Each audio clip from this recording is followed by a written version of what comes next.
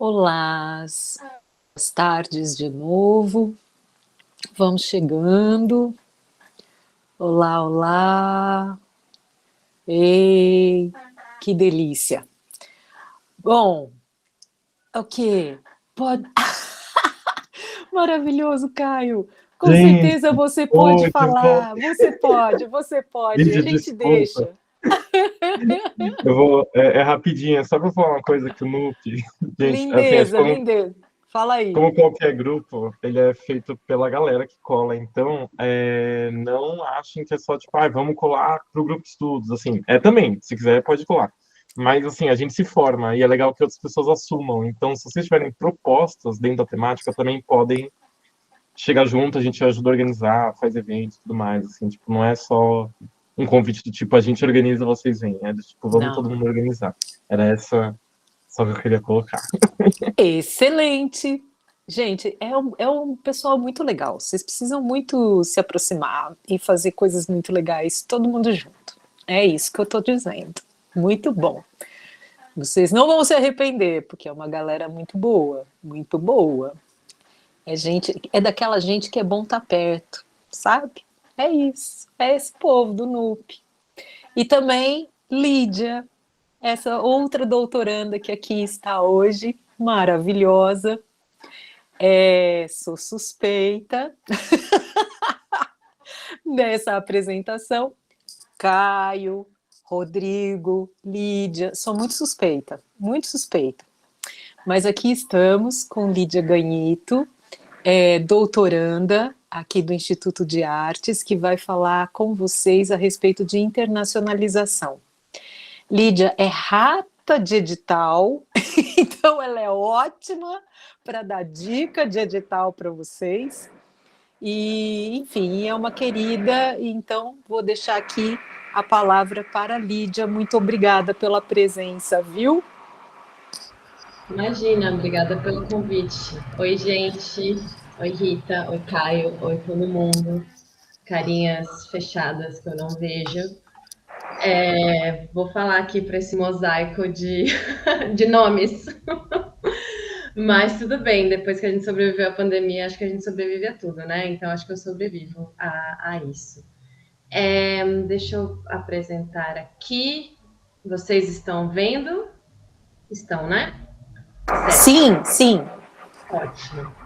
Bom, a Rita me chamou para falar um pouco sobre internacionalização. Eu falei já no ano passado também, acho que no ano retrasado também, uma vez com o Lucas, outra com a Anne.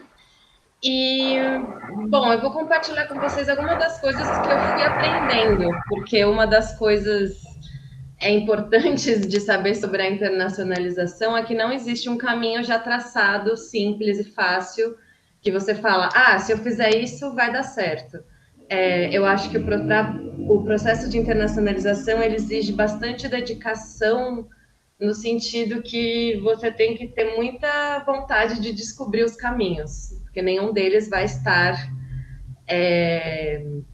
enfim, pré-feito para você só entrar por ele. Então, eu montei essa apresentação tentando sistematizar os caminhos que eu já trilhei e que eu trilhei porque pessoas antes de mim trilharam e me contaram. Então, compartilhando com vocês, para que espero que vocês também consigam trilhar esses caminhos que são tortuosos, mas levam a lugares muito legais. Então, a primeira coisa para a gente pensar é assim, que quando a gente pensa em ir para o exterior, o que a gente quer fazer, né? Para que a gente quer ir para o exterior? Qual é a motivação que faz com que esse deslocamento daqui para lá faça sentido?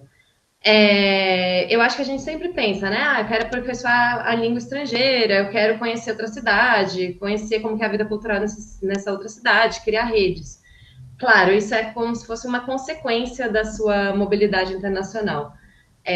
Para que isso tudo aconteça, você tem que entender, dentro das possibilidades que a universidade oferece, o que é que você quer fazer.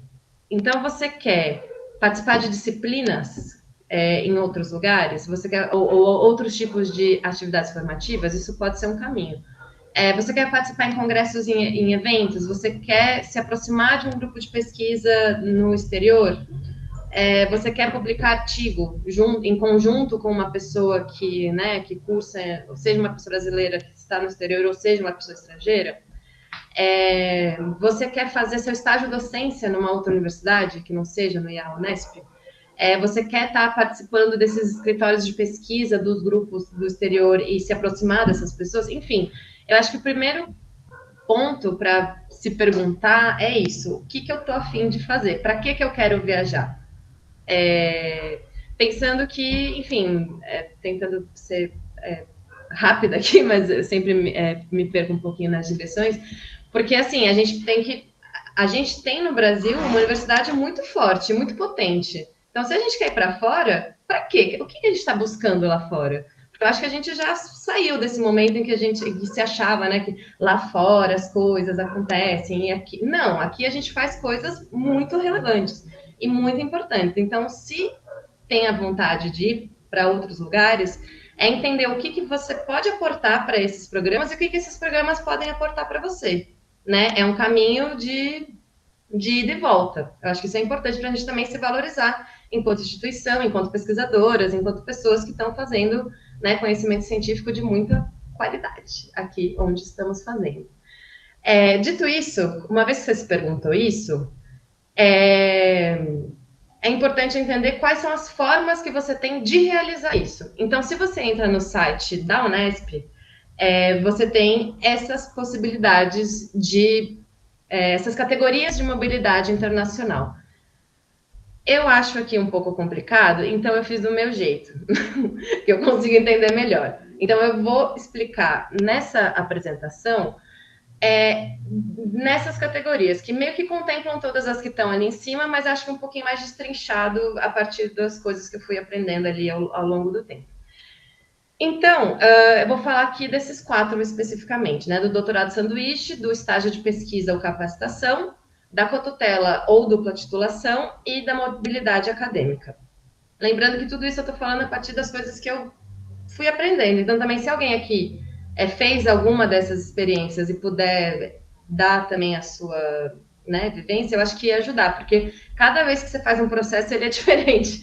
Isso eu nunca vou cansar de falar. Então, a minha experiência pode ser diferente da próxima, porque de um ano para o outro muda tudo no edital, muda tudo as relações institucionais. Então, enfim, sempre localizando no tempo, né?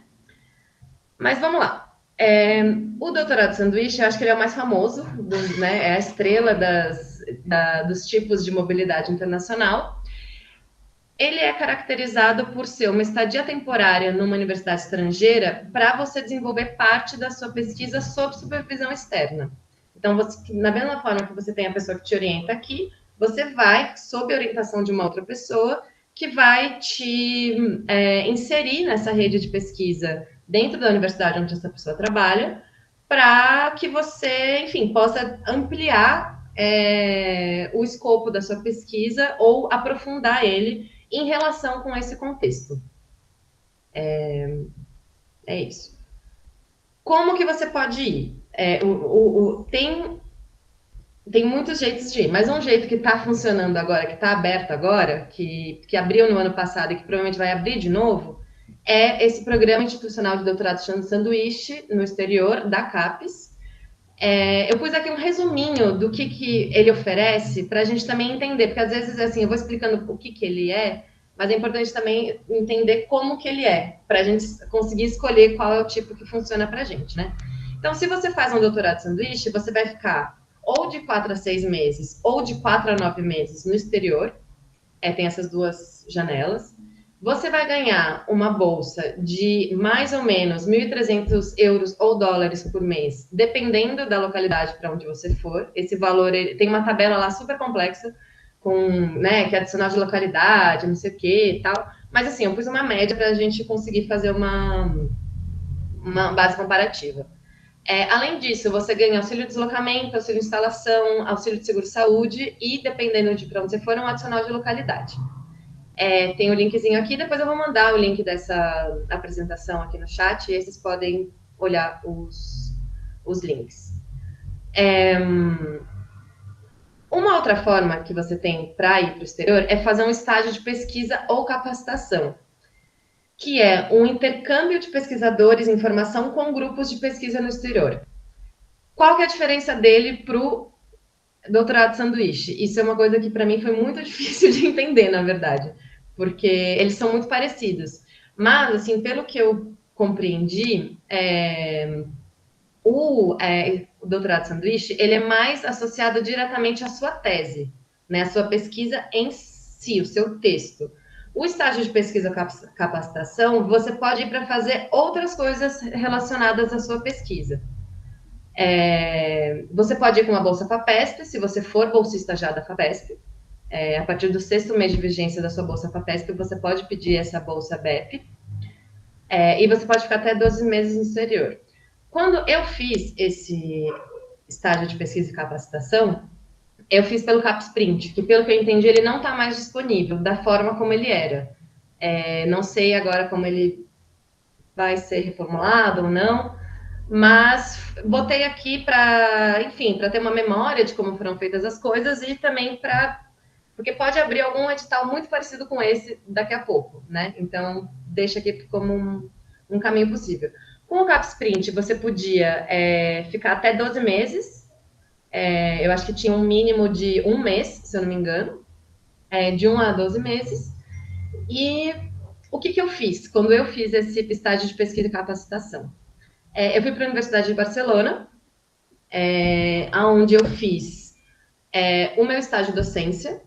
Então, eu fui para participar das atividades do grupo de pesquisa da pessoa que estava me orientando lá.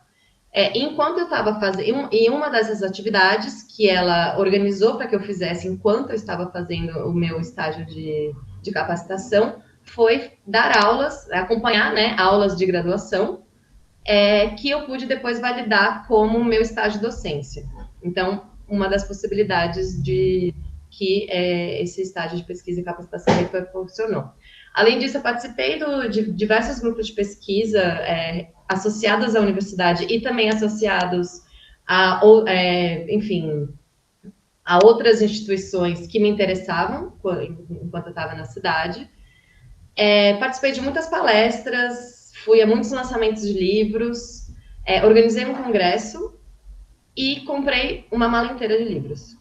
Talvez essa tenha sido a coisa mais importante entre todas as coisas que eu fiz lá, porque eu tive acesso a muita bibliografia outra, que não tinha sido traduzida e tal. Então, foi uma coisa que foi, enfim, bem relevante para mim quando eu estava nesse processo. Peraí. Outra possibilidade que a gente tem de fazer mobilidade internacional é a cotutela. O que é a cotutela? Ela é um acordo bilateral firmado entre as duas universidades, entre a Unesp e a universidade que você pretende ir. E qual é a diferença maior da cotutela para as outras possibilidades de mobilidade? A cotutela, ela resulta numa dupla titulação, ou seja, você vai ter um diploma que ele vai ser emitido por ambas as universidades. É como se você tivesse 2 diplomas, um pela Universidade Brasileira e um pela Universidade Estrangeira. Ele é um processo extremamente burocrático, ele é um processo longo, demorado, porém, ele é muito interessante, porque ele faz, de fato, com que você estreite muito os laços entre ambas as universidades e também faz com que a sua pesquisa tenha esse alcance internacional bem marcadamente, né? A cotutela, ela deve ser firmada antes de você ir para o exterior. Então, se você vai ao exterior e resolve começar a cotutela, você tem que voltar e ir de novo, que é o que eu vou fazer. Então, assim, ele é um processo bem complicado. Para deixar um pouco mais claro, tá vendo esse diagrama aqui em cima? Esse é o diagrama que acho que é a Alex que fez para mostrar como que é a inscrição na cotutela. Então, você faz isso, aí faz aquilo, aí faz isso, faz aquilo, faz aquilo, faz isso, faz isso, faz aquilo, e aí você pode conseguir no final, como conseguiu recentemente Lucas, que foi doutorando aqui. Na nossa geração, ele é a primeira pessoa que acabou de defender o doutorado em cotutela com a Universidade de Barcelona. Ele defendeu agora no finalzinho do ano. Então, assim, vale a pena todo esse processo. No final, você pode estar feliz como o Lucas aqui. Mas ele de fato, é um processo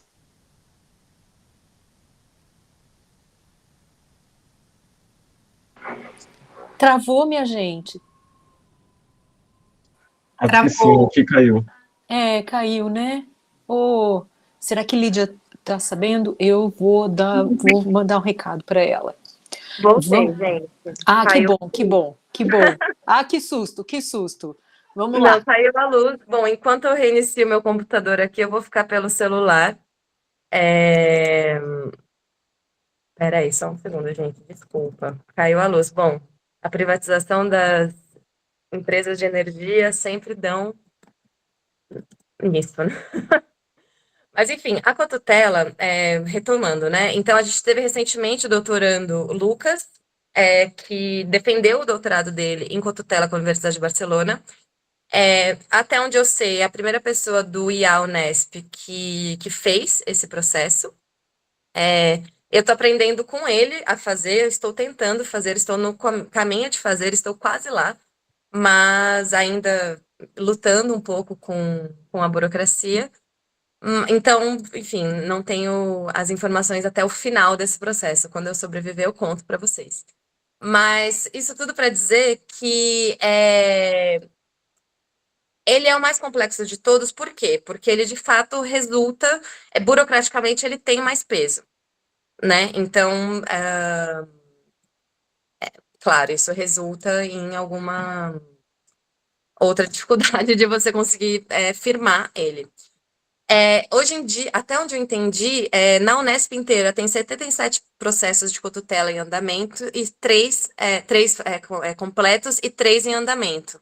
Então, assim, é um processo raro, é um processo que não é muito feito.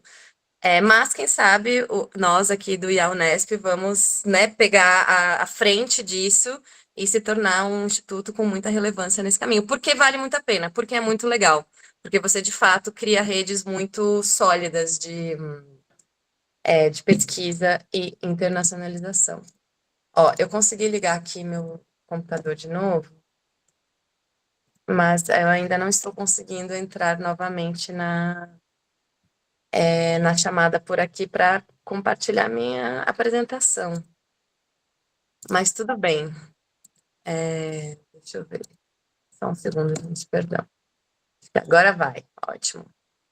Peraí.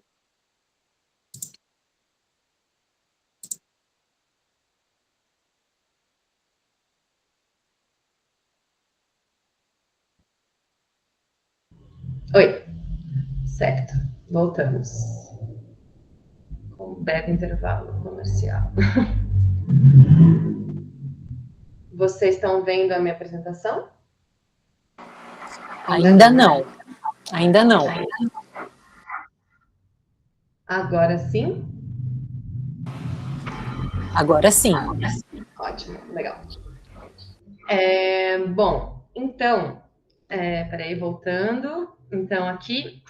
E a cotutela, ela, enfim, você tem que primeiro firmar o acordo de cotutela com a instituição, para depois você fazer o seu acordo específico, e aí, a partir disso, você pode fazer o seu processo.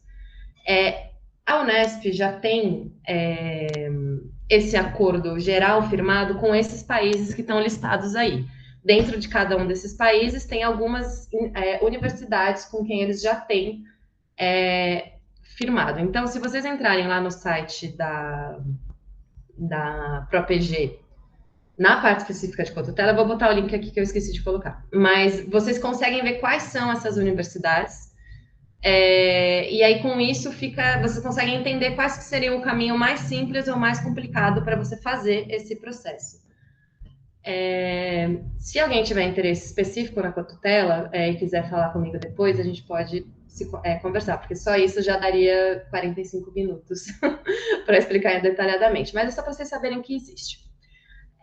Uma outra forma de mobilidade internacional também é a mobilidade de curta duração, que são essas estadias curtas numa instituição estrangeira para participar em congresso, para cursar disciplinas ou fazer outras atividades acadêmicas específicas.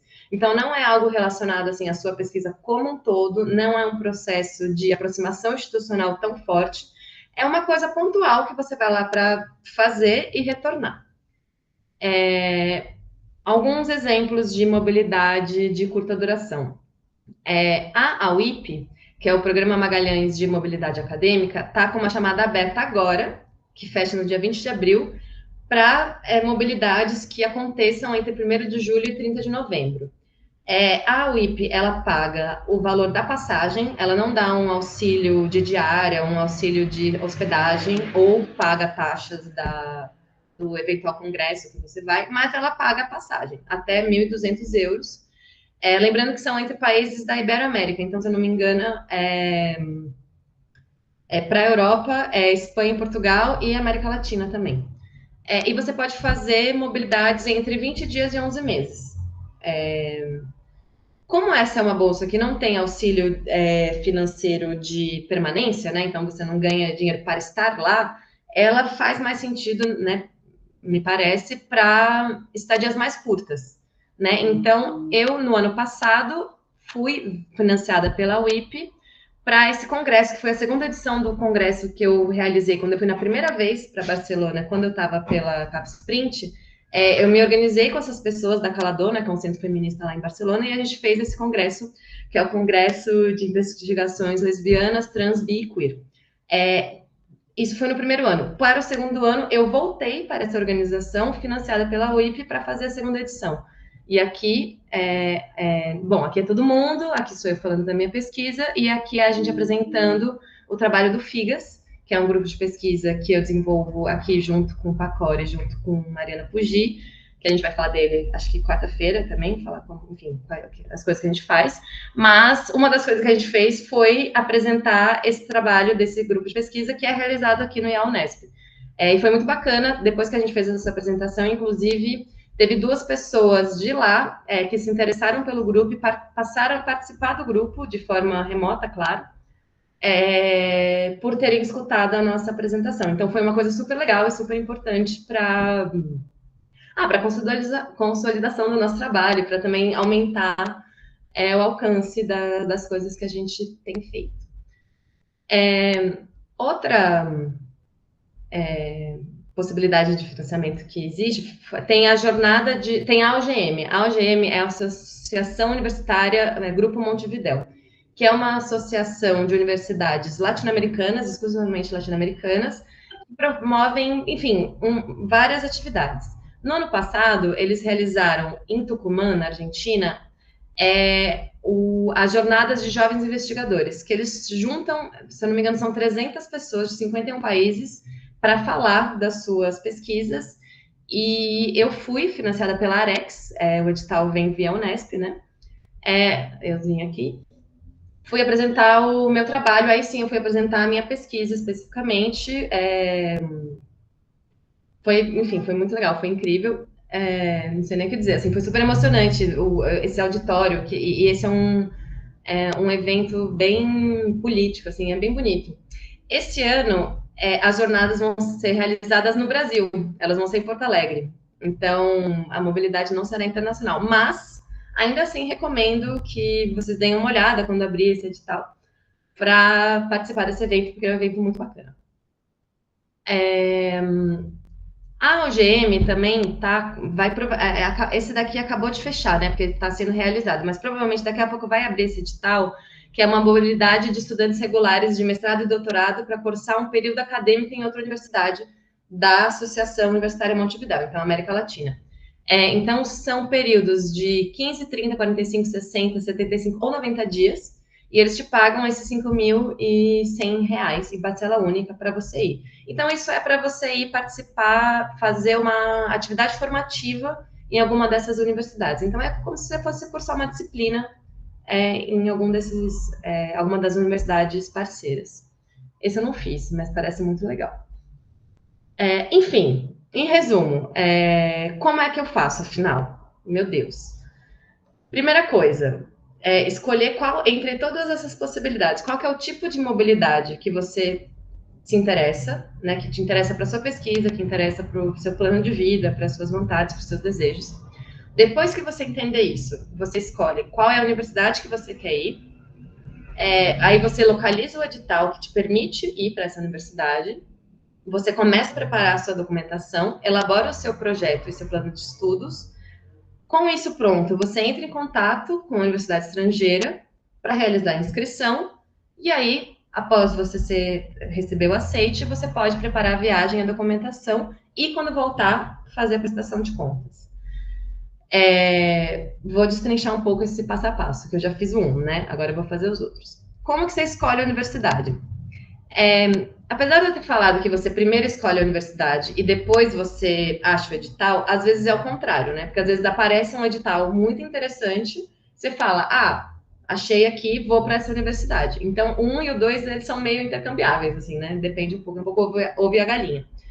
Mas para você escolher uma universidade, eu acho que o mais importante é você abrir o site, o programa da universidade, o programa de pós-graduação, e tentar entender como que essa universidade se relaciona com a sua pesquisa. Então, tente entender quais são os grupos de pesquisa que tem nessa universidade, quais são as atividades que ela realiza, quais são as linhas, né, teóricas e conceituais, enfim, o que essa universidade pode aportar a você. Isso é muito importante. Se você não tem a menor ideia de por onde começar, eu botei aqui o link da página das instituições de ensino superior estrangeiras que foram cadastradas na CapsPrint. É uma lista gigante e é legal porque lá está um pouquinho explicado quais áreas elas atuam, quais não, enfim. Se vocês têm interesse em fazer mobilidade internacional, vale a pena gastar um tempinho olhando essa lista de universidades para, quem sabe, achar a que vai ser a que melhor se encaixa com você. E como que você faz para achar um edital? Os dois melhores lugares para você fazer isso é a página da Arex e a página de propostas do CISPG, né, do Sistema... não lembro o que significa CISPG, mas o CISPG. Você entra lá pela página de sistemas da Unesp. Em ambas tem essas listas que eles vão atualizando frequentemente. Eles, às vezes, normalmente se manda por e-mail também para a gente, mas aqui é legal porque fica tudo listado. Então, assim, se você tem interesse em viajar em breve, olhe essa lista, ambas com atenção e com frequência, porque sempre que abrem os editais, os prazos são muito curtos. Então, é importante você estar preparada com antecedência. Não é esperar o edital abrir para você começar a pensar na coisa. Você começa a pensar na coisa e espera o edital abrir. É ao contrário. Além disso, eu botei aqui algumas outras plataformas específicas que não são necessariamente vinculadas à Unesp, como a UIP e a UGM, que eu já falei, mas tem também a DAAD, que é específica para a Alemanha, e a Fulbright, que é específica para os Estados Unidos. Então, enfim, fuça, lê, paciência de ler edital, muita paciência de ler edital, que uma hora vai. Opa! E uma coisa importante como eu disse, quando os editais abrem, eles têm prazos curtos, prazos que às vezes podem parecer impossíveis. Não se desesperem, os prazos são possíveis. Porém, você pode se preparar para fazer com que ele seja mais fácil. Então, coisas que você já pode ter aí no seu radar, que você vai precisar com certeza. Claro, cada edital vai pedir coisas específicas, mas com certeza você vai precisar de uma carta de recomendação da pessoa que te orienta aqui no IA, ou seja, já converse com a pessoa que te orienta para falar da sua vontade de fazer internacionalização, deixe essa pessoa ciente, e quem sabe vocês constroem juntos, inclusive, né, esse processo, porque é um caminho que vocês vão precisar trabalhar em conjunto. Então, já fica ligado que você vai precisar dessa carta. Você vai precisar dessa carta de convite ou carta de aceite do exterior, seja de um evento ou seja, né, de uma pessoa que vai te orientar. Essa é a mais difícil, né? Porque você precisa já ter a universidade, já ter o contato da pessoa, tal. Mas então, calma, essa provavelmente vai ser a última que você vai conseguir, mas fica atenta que você precisa correr atrás dela. Para além disso, você vai precisar de um exame de proficiência de línguas e você vai precisar de um exame de proficiência de relevância internacional. Então, você vai precisar, se você quer fazer inglês, de um TOEFL ou um IELTS, se é em francês, o DELF ou DALF, se é em espanhol, o DEL ou o CIEL. Esses exames são caros, são difíceis e são demorados. Então, se vocês têm interesse em fazer internacionalização, eu sugeriria de vocês já começarem a correr atrás desse exame de proficiência, porque ele é um lugar onde vocês podem esbarrar aí num processo burocrático complicado. Uma coisa que pode dar certo, às vezes, no CapsPrint, assim, no último momento, eles começaram a aceitar, Cambridge também, mas depende do edital, né? Mas sim, Cambridge também é um dos que rola. Eles começaram a aceitar na CapSprint esse Duolingo English Test, que ele é um teste um pouco mais fácil do que os outros, um pouco mais barato do que os outros, e que é aceito. Então, assim, fiquem ligadas, talvez esse possa ser aceito no edital que você quer, talvez não. Mas, enfim, tem essa possibilidade. Para além disso, outra coisa que você vai precisar com certeza é o seu projeto de pesquisa. Então, o que você quer fazer no exterior? Então, é você pegar o seu projeto de pesquisa que você entrou no seu doutorado ou no seu mestrado, mas no doutorado mais especificamente, né? E já entendendo como que ele pode se beneficiar desse processo de colaboração com esse outro país com que você quer ir. Então, já começar a pensar como que você puxa a referência bibliográfica que dialoga, como que você, se você faz estudo de campo, como que você pensa esse lugar, enfim, fazer esse diálogo com o espaço. E outra coisa que você vai precisar com certeza é um plano de atividades, ou seja, como que você vai usar o seu tempo. Se você vai para ficar um mês, se vai para ficar um ano, se você vai participar de congressos quando você está lá, se você vai escrever quando você está lá, enfim, o que você vai fazer. Isso é uma coisa que você já pode começar a pensar antes do edital sair. Para viajar, tá acabando meu tempo, né? Desculpa, eu vou correr, mas eu tô acabando. Para viajar, se você vai para a Europa, você só precisa de um visto de estudante para estadias superiores a 3 meses. Isso é muito importante, porque se você vai ficar menos de 3 meses, você já economiza muita burocracia e muito dinheiro indo com o seu visto de turista. Você pode fazer isso se a estadia for menor a 3 meses. Depende do edital Marcela. Não entendi o que Rita falou, talvez depois ela pode explicar. Depois eu explico. É que Tá bom. Marcela perguntou a respeito do Cambridge, né? Se o Cambridge costuma contar. Então aí eu estou dizendo que depende do edital, né? Ah, sim, exato. Tudo depende do edital. Assim, sim, a gente pode dar aqui orientações gerais, mas você vai ter que ler esse edital muitas vezes com muita atenção. Bom, moradia. Você, para ir, provavelmente você vai ter que já mostrar que você tem onde ficar. Normalmente, as pessoas em mobilidade internacional ficam em quartos em casas compartilhadas, que se conseguem articulação com essa rede local de estudantes internacionais. Ou seja, quando você conseguir uma pessoa que te orienta nesse outro lugar, você já pergunta para ela: olha, você sabe algum grupo de estudantes? Você sabe algum fórum, alguma lista de e-mails? Enfim, você pode me indicar alguém que possa me ajudar a achar um lugar para eu ficar? Esse é o caminho melhor. Claro, você sempre pode ficar num Airbnb ou algo desse jeito, mas na minha experiência isso é mais caro, pior e mais difícil também, porque tem em diversos países, diversas cidades na Europa especificamente, eles estão com alguns mecanismos para limitar esses aluguéis de curta duração, que eles chamam, que dificulta o aluguel por essas vias. Então, eu sugeriria que a articulação com a rede local de estudantes é o caminho mais seguro. As passagens, você tem que entender com o edital se é você que compra ou se é o edital que compra. Entenda bem, porque se você fizer errado, você pode não ter reembolso desse dinheiro. Isso é muito importante. E outra coisa fundamental e que tem que ter muita atenção o seu plano de saúde internacional, ele precisa cobrir obrigatoriamente essa tal repatriação funerária e acompanhamento de pelo menos um familiar em caso de ocorrências graves. Isso é uma... enfim, não são todos os planos de saúde de viagem que têm isso, então fiquem muito atentas, porque eu, pelo menos, eu tive que contratar 2, porque eu fiz um e aí não tinha, e depois eu tive que fazer outro. Então, muita atenção, para não cometer os mesmos erros que as outras pessoas já cometeram.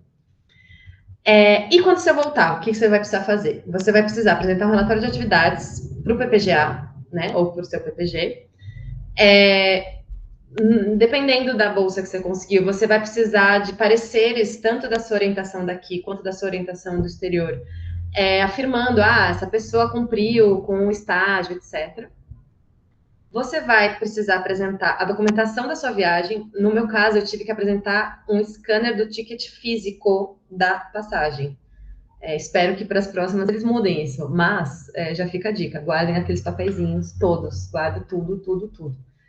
E no final você vai precisar preencher nas plataformas da Unesp enfim, vai precisar dar finalização ali nos processos burocráticos referentes à bolsa que você conseguiu. Só tudo isso. Alguém tem alguma dúvida?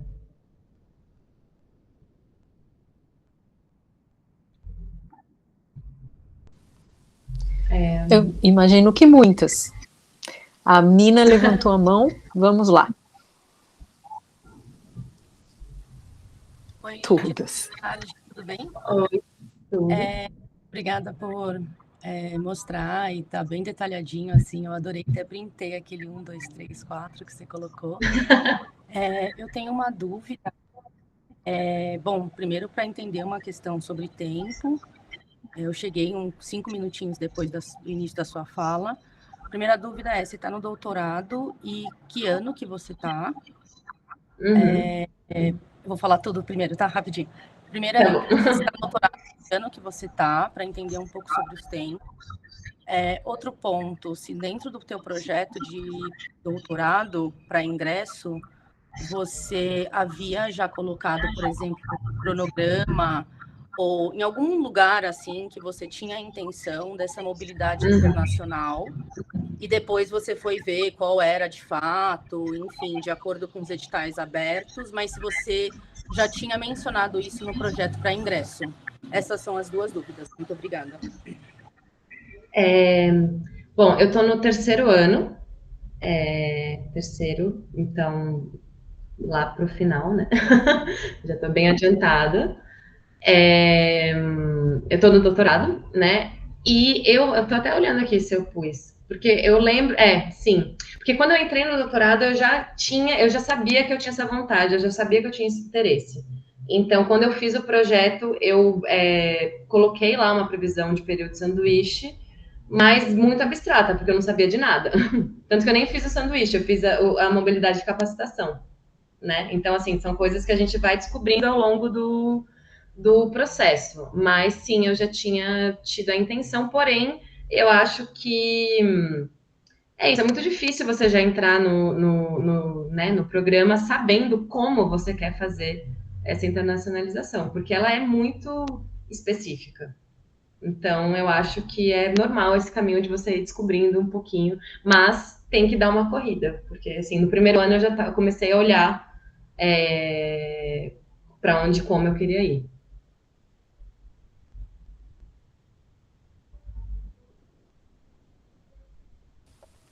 Núbia.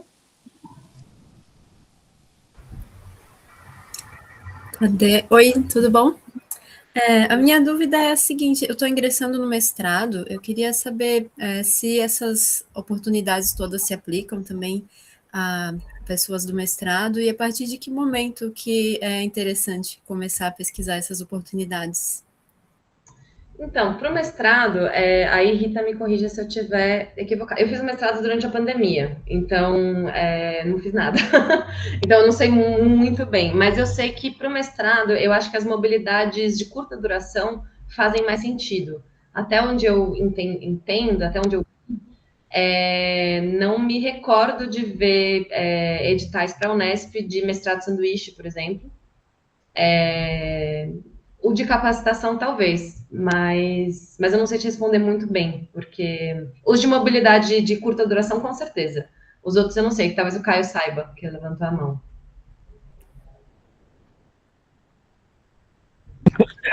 Me ajuda, Sim, Caio. Não, é isso, assim, era uma coisa que eu ia comentar, porque, obviamente, acho que complementando um pouco o que a Lídia falou, cada edital é único até no sentido do que ele exige de tempo. No sentido não de quanto tempo você vai ficar lá, mas quanto tempo você precisa ter quando você voltar.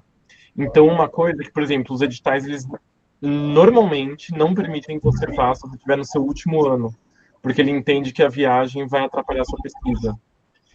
Alguns também não vão permitir que você vá no seu primeiro ano, porque você não tem, por exemplo, uma formação para poder ir. Então, então, se tiver um edital que você não pode nem ir no último nem no primeiro, ele já não vai funcionar para o mestrado, que são só 2 anos, né? Então, teria que ser essa coisa do tipo, um edital curto. alguns vão exigir que você já tenha a qualificação, outros vão exigir que você não tenha a qualificação, né, que seria esse meio de período. Então é uma coisa muito de edital para edital, e eu concordo, eu acho que a coisa do edital de curta duração é a melhor opção para o mestrado. Eu também fiz mestrado na pandemia, né, também não pude aproveitar, mas estou agora nos processos do doutorado. Uma coisa que eu queria incentivar vocês é que pouquíssimas pessoas prestam esses editais. Assim, Sim. normalmente a nossa lista. Então, assim, gente, não desistam de fazer por falar assim, minha pesquisa não é boa, não tenho ideia, não sei o que, não sei o que lá. Vou dar minha breve experiência aqui, que é. Rita insistiu muito para que eu fizesse o edital do doutorado do sanduíche esse ano. Fiz, mandei, fiquei em último lugar, que é segundo. Então, assim, se tiver uma vaga remanescente, eu já pego, entendeu? Se tiver uma coisa qualquer, assim, eu já pego, porque já é segundo lugar, né? Então, e obviamente, né, também tem aquela coisa que é importante a gente sempre lembrar na pós-graduação, que isso não é um qualificador da qualidade da nossa pesquisa, né? Também não é uma coisa tipo, eu passei, minha pesquisa é ruim. Não é esse o ponto, assim, né? São outros critérios de avaliação, é uma coisa também que é legal ficar, até é legal prestar pelo teste, porque, por exemplo, eu me surpreendi muito com a plataforma da CAPES, do sanduíche. Eles pedem um monte de coisa que eu nunca vi em projeto. E que eles pedem, assim, mínimo de 5.000 caracteres. Ali, tipo, você tem que saber escrever ali na hora. E prazo curto, então não deixa para a última hora. Então, assim, é legal vocês se inscreverem pela experiência. Nossa, isso que o Caio falou é muito importante. Eu vou repetir, reiterar, que é isso. Parece tão assustador que quase ninguém tenta. Né? Porque é isso. Ai, meu Deus, quanto papel, quanta burocracia, eu vou ter que ter passaporte, vou ter que ter isso. E quanto mais a gente, né, fazer essa pressão de inscrição, mais se mostra que tem um interesse de internacionalização e que tem uma vontade, que tem uma demanda. Então, assim, quanto mais gente se inscrever, é mais possibilidade de aumentar o número de bolsas, né? Então, e mais uma coisa é isso também eu acho que quando se faz um projeto de internacionalização, se avalia primeiro a sua capacidade burocrática, que precisa ser alguma, para depois você chegar numa análise do projeto, que, claro, tem que ser bom, tem que ser bem feito, e que tem que ser rigoroso, né? Isso é importante também. Mas, enfim, pensar nesse fôlego burocrático, eu acho que é um jeito interessante de se relacionar com esses editais. Tipo, respira e vai. Depois você vai viajar, vai ser bom. É isso.